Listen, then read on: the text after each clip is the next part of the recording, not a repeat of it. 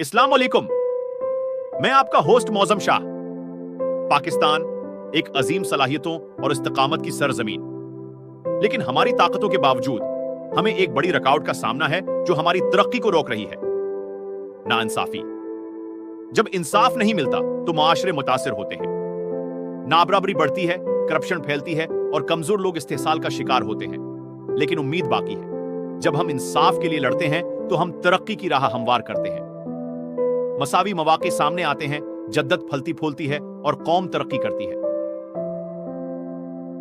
मलाला की जरात से लेकर ईदी की हमदर्दी तक हमारे हीरोज हमें एक बेहतर कल के लिए कोशिश करने की तहरीक देते हैं। इंसाफ सिर्फ एक ख्वाब नहीं, ये एक इज्तिमाई जिम्मेदारी है। आइए हम एक ऐसे माशरे की तामीर के लिए मुतहद हूं जहां सबको मसावी मौका हासिल हो, जहां मेरिट की कदर हो और जहां कानून तमाम शहरियों का बराबर तहफ़्फ़ुज़ करे। हम सब मिलकर पाकिस्तान को इंसाफ और तरक्की का रोशन मीनार बना सकते हैं। आइए हम एक रोशन मुस्तकबल के लिए उठ खड़े हों